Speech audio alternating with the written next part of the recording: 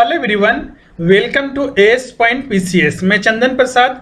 आज के इस वीडियो में हम लोग झारखंड करंट अफेयर्स संबंधित जो जून 2020 है उसका पार्ट 1 को हम लोग चर्चा करेंगे। इससे पहले भी हमने हर महीने का Jharkhand specific current affairs provide किया है। उसे आपने नहीं देखा है तो जरूर देखिए, उसका लिंक आपका डिस्क्रिप्शन में दिया हुआ है, साथ ही अलग से प्लेलिस्ट भी आपका बना हुआ है। तो चलिए हम लोग स्टार्ट करते हैं।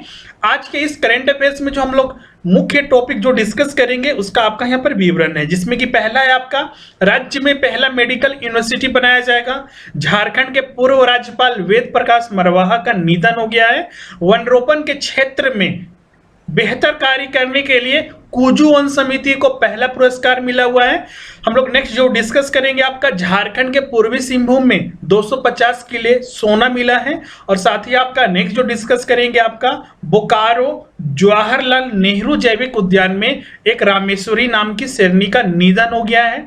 नेक्स्ट जो हम लोग डिस्कस करेंगे आज के इस वीडियो में, झारखंड में बेरोजगारी दर है जो देश में सबसे ज्यादा है। नेक्स्ट जो हम लोग इसमें डिस्कस करेंगे आपका वह है आपका NIRF रैंकिंग में झारखंड के शैक्षणिक संस्थानों की क्या स्थिति है, साथ ही आपका NIRF रैंकिंग क्या होता है। और लास्ट जो है आपका झारखंड में एक नया केंद्रीय विद्यालय खोलने की मंजूरी मिल चुकी है। तो इन्हीं पर आज का वीडियो सेशन होगा, तो वीडियो को अंत तक जरूर देखिएगा। और साथ ही इसका PDF जो है हमारे टेलीग्राम चैनल AS.PCS पर उपलब्ध है। अगर अभी तक आपने उसे नहीं ज्वाइन किया है तो जरूर कीजिएगा। आप उसका लिंक आपका डिस्क्रिप्शन में दिया हुआ है, या फिर डायरेक्ट सर्च कीजिएगा टेलीग्राम में, ये आपको मिल जाएगा। साथ ही हमारे स्टडी मटेरियल की रिगार्डिंग यहाँ पर इंफॉर्मेशन दिया हुआ है, जिसमें कि JPSC, JSSC और हिंदी भाषा एवं साहित्य के संपूर्ण अध्ययन सामग्री उपलब्ध है। उसके लिए इस नंबर पर कॉन्टेक्ट कीजिए, या फिर डिस्क्रिप्शन में लिंक दिया हुआ है, वहां से आप डायरेक्ट ऑर्डर कर सकते हैं। तो चलिए हम लोग पहला करंट अफेयर्स देखते हैं। राज्य में पहला मेडिकल यूनिवर्सिटी स्थापित किया जाएगा। झारखंड बनने से लेकर अब तक झारखंड में एक भी मेडिकल यूनिवर्सिटी नहीं था। कॉलेजेस थे जो कि किसी अन्य विश्वविद्यालय से संबंधित थे, मतलब कि एफिलेटेड थे।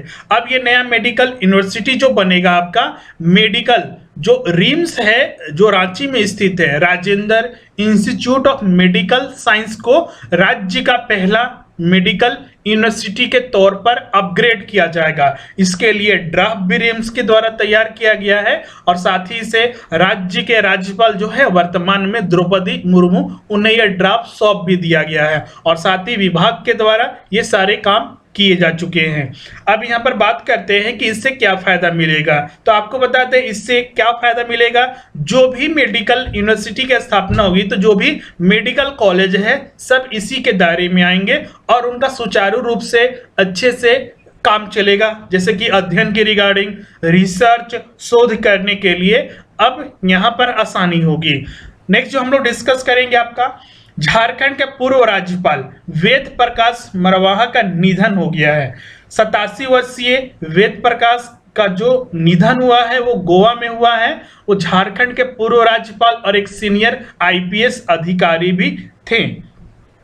आपको बता दें वे दिल्ली के पुलिस कमिश्नर भी रह चुके थे। जो झारखंड के राज्यपाल के अलावा 2 अन्य राज्यों के राज्यपाल थे, मतलब कि वो पूरे देश में 3 राज्यों के राज्यपाल रह चुके थे। झारखंड आपका पहला हो गया, मणिपुर और एक मिजोरम के भी राज्यपाल वो रह चुके थे। साथ ही आपका नेशनल सिक्योरिटी गार्ड के महानिदेशक भी उन्हें बनाया गया था। साथ ही आपका झारखंड में राज्यपाल बनने से पहले 1999 से 2000 तक मणिपुर में उन्होंने राज्यपाल का काम किया था, और 2000 से 2001 के बीच में वो मिजोरम के राज्यपाल रहे थे। इसके बाद वो झारखंड के राज्यपाल बने थे, और मुख्य रूप से उन्हें झारखंड में नक्सलवाद उन्मूलन पर काफी जोर दिया था, उन्हें इसलिए जाना जाता है। नेक्स्ट जो हम लोग डिस्कस करेंगे यहाँ पर वनरोपण के क्षेत्र में बेहतर कार्य करने के लिए बहुत सारी समितियों को पुरस्कार मिला हुआ है, जिसमें कि पहला जो पुरस्कार मिला हुआ है वह है आपका कुजू वन समिति, जिसे 3 लाख रुपए का पुरस्कार राशि दिया गया है। जिसे वन समिति किसी भी कार्य को ग्राम सभा के माध्यम से पारित कराकर खर्च करेगा, मतलब कि आने वाले समय में भी इस रुपए को जो ग्राम सभा है वहां के मंजूरी मिलने के बाद इसे खर्चा किया जाएगा। साथ ही आपका जो देख रेख किया जाएगा वन विभाग के द्वारा किया जाएगा। अब बात करते हैं दूसरा जो पुरस्कार मिला हुआ है रामगढ़ सिद्धवार कला वन समिति को, जिसे 2 लाख रुपए की राशि मिली थी। और तीसरा पुरस्कार मिला हुआ है गोला प्रखंड के साडम वन समिति को, जिसे 1 लाख रुपए का पुरस्कार दिया गया है। नेक्स्ट हम लोग यहाँ पर डिस्कस करेंगे झारखंड के पूर्वी सिंहभूम जिले में 250 किलो की सोने की खान मिला हुआ है, जिसके लिए नीलामी की प्रक्रिया प्रारंभ की जा चुकी है, जिससे कि राज्य सरकार को करीब 120 करोड़ रुपए की आमदनी होने की संभावना है। ये जो खान मिला हुआ है पूर्वी सिंहभूम जिले के भीतरडारी में ये स्थित है। यहाँ पर ऐसा नहीं कि सारे जो क्वालिटी है, गुणवत्ता है सोने की, वो अलग सेम है। जो भी यहाँ पर खान मिले हुए हैं 250 किलो सोने की, उनमें अलग अलग गुणवत्ता है। अब उनकी निकाला जाएगा मात्रा में, तब पता चलेगा कि उसमें क्या क्या गुणवत्ता वाले जो सोने हैं। साथ ही आपका ये पहला मौका नहीं है कि झारखंड में इतनी मात्रा में सोना मिला है। इससे पहले भी लावा, कुंदरकोचा, पहाड़ीडीहा, परासी में सोने के भंडार के पता लगाया जा चुका है। साथ ही प्रदेश में 7 और स्थानों पर सोने के खान की भी संकेत मिले हैं, जिन्हें भविष्य में पता लगाया जाएगा। आने वाले दिनों में यहाँ खोज कार्य को भी आगे बढ़ाकर संभावनाओं को पता लगाया जाएगा। रांची से लेकर तमाड़ के बीच के सोने की खानों का खोज का काम अरसों से चल रहा है, और साथ ही कई स्थानों पर स्वर्णरेखा नदी के बालू से भी सोने की कानों को छानने का काम चलता रहा है। नेक्स्ट जो हम लोग यहाँ पर करंट अफेयर्स डिस्कस करेंगे वह है आपका बोकारो जवाहरलाल नेहरू जैविक उद्यान में रामेश्वरी शेरनी नामक का निधन हो गया है। आपको बताते हैं जो ये जवाहरलाल नेहरू जैविक उद्यान है वो बोकारो में स्थित है। इसमें से प्रश्न सिर्फ बहुत सारे चीजें पूछी जा सकती है कि जवाहरलाल नेहरू जैविक उद्यान कहाँ पर स्थित है और हाल ही में किस नाम के शेरनी का निधन हो गया है, और ये शेरनी जो है कहाँ से लाई गई थी, तो उन्हीं पर हम लोग यहाँ पर चर्चा करेंगे। सब एक चीज तो आपको यहाँ पर पता चल गया कि जवाहरलाल नेहरू जैविक उद्यान बोकारो में स्थित है, और दूसरा आपका कि इस जो उद्यान है इसका प्रबंधन बोकारो इस्पात प्रबंधन के द्वारा किया जाता है। आपको बताते हैं ये रामेश्वरी नाम की शेरनी का जन्म 10 अप्रैल 2002 को भिलाई में हुआ था। मतलब कि ये जो शेरनी थी भिलाई चिड़ियाघर से जवाहरलाल नेहरू जैविक उद्यान में लाया गया था, जिसके बाद यहाँ पर उसका निधन हुआ है। नेक्स्ट हम लोग जो डिस्कस करेंगे आपका झारखंड में बेरोजगारी दर, जो कि सबसे इंपॉर्टेंट है। इसे आप 3rd स्टार दीजिएगा, जिससे कि एग्जाम में प्रश्न पूछा जा सकता है। अभी आपको पता है कि कोरोना वायरस का पूरे देश में प्रकोप चल रहा है, देश के साथ पूरी दुनिया में भी। तो बहुत दिनों तक लॉकडाउन रहा था, 2 महीने तक करीब लॉकडाउन रहा। लॉकडाउन 1 आपका जून से प्रारंभ हुआ था। अब इसी स्थिति में चूंकि सब चीज आर्थिक जो थी, कार्य, सभी जगह आना जाना सब बंद हो चुका है। अभी भी वही स्थिति है, लेकिन कुछ मात्रा में भी आर्थिक गतिविधियां प्रारंभ हो चुकी है।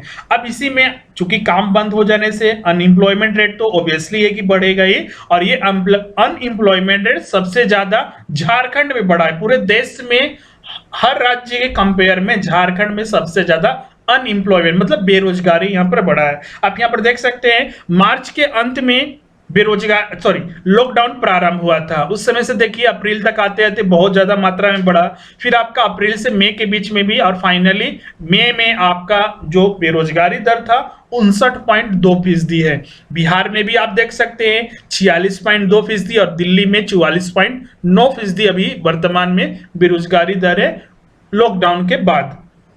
लॉकडाउन के समय ही बोलिए आपका, क्योंकि ये मार्च से मई तक आपका तो लॉकडाउन चला ही था, अभी जून से कुछ छूट मिली है।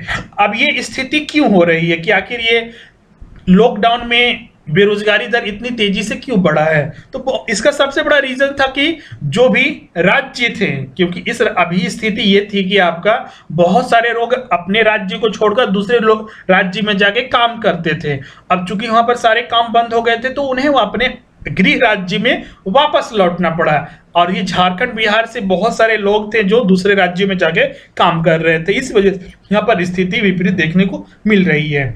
ये जो रिपोर्ट जारी किया गया है centre for monitoring Indian economy CMIE के द्वारा जारी किया गया है, जो विभिन्न संस्थानों से डाटा कलेक्ट करती है और उसके आधार पर यहाँ पर ये जो रेट है वो जारी किया जाता है। अब जो हम लोग यहाँ पर बात करते हैं कि क्या स्थिति है, तो हमने जैसा कि बताया कि मई के अंत तक ये आपका 59.2% है। इस रिपोर्ट में बताया गया है कि झारखंड में 10 में से 6 लोग बेरोजगार है, जो कि स्थिति बहुत ज्यादा खराब है। अब बात करते हैं शहरी और ग्रामीण स्थिति क्या है झारखंड का। अगर हम बात करें ग्रामीण बेरोजगारी दर जो झारखंड में स्थित है वो देश में सबसे ज्यादा है। ओवरऑल तो आपका झारखंड का बेरोजगारी दर पूरे देश में सबसे ज्यादा है, साथ ही ग्रामीण बेरोजगारी में आपका सबसे ज्यादा पूरे देश में ग्रामीण बेरोजगारी में भी है। वर्तमान में जो इस रिपोर्ट में बताया गया है आपका 55.1% आपका बेरोजगारी दर, ग्रामीण बेरोजगारी दर आंकी गई है, जो कि राष्ट्रीय औसत 21.6% के मुकाबले 2.5 गुना ज्यादा है। जबकि आपका कुछ अन्य राज्य का अगर हम बात करें, बिहार का जो ग्रामीण बेरोजगारी है 47.3% है, उत्तर प्रदेश में मात्र ये 16.9% है, पश्चिम बंगाल में आपका 18.4% है, छत्तीसगढ़ जो साथ झारखंड के साथ में बना था 7.6% है इतने लॉकडाउन होने के बाद भी, और झारखंड में 55.1% है, पूरे देश में सबसे ज्यादा। ओडिशा में 9.4% है। अगर शहरी बेरोजगारी का बात करें झारखंड में, तो पांडुचेरी के बाद झारखंड दूसरे स्थान पर है। पहले स्थान पर पूरे देश में पांडुचेरी है जहां पर 75% बेरोजगारी दर है, और झारखंड दूसरे स्थान पर है पूरे देश में जहां पर 70.2% बेरोजगारी दर पूरे देश में है। भारत की अगर हम बात करें तो भारत में भी शहरी बेरोजगारी दर 24.2% की तुलना में यहाँ पर देख सकते हैं झारखंड में 3 गुना से शहरी बेरोजगारी है। वहीं बिहार में जो शहरी बेरोजगारी है मात्र 37.9% है। अब नेक्स्ट जो हम लोग यहाँ पर डिस्कस करेंगे NIRF रैंकिंग में झारखंड के जो शैक्षणिक संस्थान है उसकी स्थिति है। सबसे पहले तो NIRF क्या होता है उसको जानना होगा, और ये रैंकिंग किस तरह के संस्थानों को दी जाती है। तो जो रैंकिंग है आपका NIRF रैंकिंग, ये आपका नेशनल इंस्टीट्यूट रैंकिंग फ्रेमवर्क के नाम से जाना जाता है, जो कि मानव संसाधन मंत्रालय जो है आपका विकास मंत्रालय भारत सरकार उसके द्वारा ये जारी किया जाता है। इसमें आपका जितने भी भारत में शैक्षणिक संस्थान है, जैसे कि इंजीनियरिंग कॉलेज, प्रबंधन के कॉलेज, फिर आप मैनेजमेंट जो कॉलेज आते हैं, मेडिकल के कॉलेजेस, डेंटल कॉलेजेस, और जितने भी विश्वविद्यालय हैं, कॉलेजेस हैं, ग्रेजुएट वगैरह पोस्ट ग्रेजुएट के लिए दिल्ली यूनिवर्सिटी जैसे, तो उनका ये रैंकिंग जारी करता है, उनके पॉइंट मिलता है, और पूरे देश में क्या है उन कॉलेजेस की स्थिति है, यूनिवर्सिटी शैक्षणिक संस्थानों की, उनका ये रैंकिंग जारी किया जाता है। अब हम बात करते हैं क्या पर कि जो ये रैंकिंग जारी किया गया है वो भारत का पहले हम लोग एक स्थान देख लेते हैं। तो यहाँ पर टॉप 3 में, अब यहाँ पर एक चीज जानिएगा, जो ये रैंकिंग जारी किया जाता है ये आपका NIRF के द्वारा वर्ष 2015 से ये रैंकिंग जारी करना प्रारंभ किया गया था, जिसमें कि 2020 तक ये रैंकिंग अभी जारी हुआ है। अभी का जो रैंकिंग जारी हुआ है 2020 का, 2020 में कुल 3771 संस्थानों ने पंजीकृत किया था अपने रैंकिंग के लिए, जो कि 2019 के मुकाबले ये 20% अधिक था। भारत में जो ये NIRF रैंकिंग जारी किया जाता है उसका ये 5वां संस्करण है जो 2020 में जारी किया गया है। आपको बता दें 2020 से पहले सिर्फ 9 तरह का श्रेणी में रैंकिंग जारी किया जाता था, लेकिन 10वां श्रेणी 2020 में ऐड किया गया है डेंटल कॉलेजेस के रूप में। मतलब कि वर्तमान में 10 श्रेणियों में ये रैंकिंग जारी किया जाता है। ये रैंकिंग देश भर के शैक्षणिक संस्थानों की उनकी गुणवत्ता प्रदर्शन के आधार पर सूचीबद्ध करने के लिए एक पद्धति की रूपरेखा तैयार की जाती है। आप यहां पर देख सकते हैं 10 रैंकिंग में टॉप 3 10 तरह के जो श्रेणी है उसमें टॉप 3 कॉलेजेस, यूनिवर्सिटीज कौन कौन से शैक्षणिक संस्थान, उनका यहाँ पर लिस्ट दिया हुआ है। जैसे कि आप बात करें ओवरऑल कैटेगरी, तो ओवरऑल कैटेगरी में IIT मद्रास को पहला रैंक दिया गया है, IIC बेंगलोर को दूसरा रैंक, और IIT दिल्ली को तीसरा रैंक दिया गया है। उसी तरह आपका यहाँ पर यूनिवर्सिटी रैंकिंग है दूसरा, तीसरा आपका इंजीनियरिंग का रैंकिंग है, उसमें भी टॉप कॉलेजेस का नाम ध्यान रखिएगा, हम यहाँ पर रीड नहीं कर रहे हैं उसको ध्यान में आप रखिएगा। चौथा आपका मैनेजमेंट कैटेगरी में, 5वां आपका फार्मेसी डिसिप्लिन में, 6ठा आपका कॉलेज कैटेगरी में, 7वां आपका मेडिकल डिसिप्लिन में, 8वां आपका लॉ के, और 9 आपका आर्किटेक्चर डिसिप्लिन में आपका, और 10वां आपका डेंटल। 9 तो 2019 तक जारी किया गया, 10वां आपका यहाँ पर डेंटल कॉलेज में जारी किया गया था 2020 से। इसके अलग से एक वीडियो भी हमने सेपरेट बनाया हुआ है, वहां पर और भी डिटेल में सारा चीज दिया हुआ है। अब ये तो पूरे देश का स्थिति हो गया। आप यहाँ पर देख सकते हैं कि टॉप 3 में झारखंड के एक भी शैक्षणिक संस्थान नहीं है। तो क्या रैंकिंग मिला हुआ है झारखंड के शैक्षणिक संस्थानों को, तो यहाँ पर देखिए आपका जो झारखंड के शैक्षणिक संस्थान है NIRF रैंकिंग जो 2020 है उसमें क्या स्थान मिला हुआ है, टॉप 100 का हम लोग यहाँ पर बात कर रहे हैं। तो ओवरऑल रैंकिंग में टॉप 100 में सिर्फ 2 ही संस्थान है, एक IIT धनबाद जिसे कि 22वां रैंक मिला हुआ है और एक आपका BIT मिश्रा जिसे कि 85th रैंक मिला हुआ है। विश्वविद्यालय की सूची में अगर हम बात करें तो सिर्फ BIT मिश्रा को टॉप 100 में शामिल किया गया है जिससे 66वां रैंक मिला हुआ है। इंजीनियरिंग के क्षेत्र में बात करें तो टॉप 100 में आपका सिर्फ 3 संस्थान है झारखंड से, IIT धनबाद जिसे कि 12वां रैंक मिला हुआ है, BIT मिश्रा 38वां रैंक मिला हुआ है और NIT जमशेदपुर को 79th रैंक मिला हुआ है। प्रबंधन के क्षेत्र में अगर हम बात करें तो XLRI जमशेदपुर को 9th रैंक मिला हुआ है। ये 2020 का, इसको ध्यान में रखिएगा, हमने यहाँ पर 4 ईयर को लिया हुआ है तो कंपेयर करने में आपको आसानी हो रही है। अब देखिएगा यहाँ पर XLRI तो 2019 में इसका क्या रैंकिंग था, 7th रैंकिंग था, 2020 में 9th रैंक, मतलब कि इसमें आपका जो स्थिति थी वो खराब हो चुकी, मतलब कि पहले 7th रैंक पर हुआ करता था लेकिन इसमें कमी देखी गई और ये 9th रैंक पर पहुंच गया। जबकि IIM जो आपका 2019 में 28वां रैंक पर था, इसकी स्थिति सुधरी और ये 20वां रैंक पर 2020 में पहुंच चुका है। ISM को 29वां रैंक मिला हुआ है, BIT मिश्रा को 61वां रैंक मिला हुआ है। फार्मेसी के क्षेत्र में सिर्फ एक संस्थान है BIT मिश्रा जिसे झारखंड से, जो कि पूरे देश में 16वें स्थान पर है। तो ये आपका झारखंड से रैंकिंग था, ये पूरे देश का था जिसको आपको ध्यान में रखना, एग्जाम में पूछा जा सकता है। नेक्स्ट जो हम लोग यहाँ पर करंट अफेयर्स डिस्कस करेंगे वह है आपका झारखंड में एक नया केंद्रीय विद्यालय खोलने की मंजूरी दी गई है। हाल ही में केंद्र सरकार ने 4 नए केंद्रीय विद्यालय KVS खोलने की मंजूरी दी है। आपको पता है केंद्रीय विद्यालय क्या होते हैं, जहां पर आपका हायर सेकेंडरी एजुकेशन तक पढ़ाई कराई जाती है, जो कि केंद्र सरकार के अधीन होती है, उनके द्वारा ये मैनेजमेंट किया जाता है। इन 4 नए केंद्रीय विद्यालय खोलने से अभी वर्तमान में 1239 केंद्रीय विद्यालय स्थित है। अब ये 4 नए केंद्रीय विद्यालय कहां कहां खोलेंगे, तो ये 4 नए जो केंद्रीय विद्यालय है 2 उत्तर प्रदेश में खुल रहे हैं।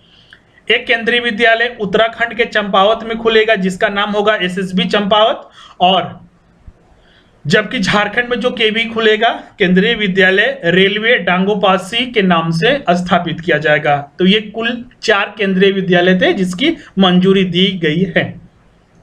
तो आज के करंट अफेयर्स में बस इतना ही था, जिसमें कि हमने बहुत सारे महत्वपूर्ण करंट अफेयर्स यहाँ पर डिस्कस किया है। Thank you everyone watching the video. अगर वीडियो आपको अच्छा लगता है तो इसे जरूर लाइक कीजिएगा, शेयर कीजिएगा।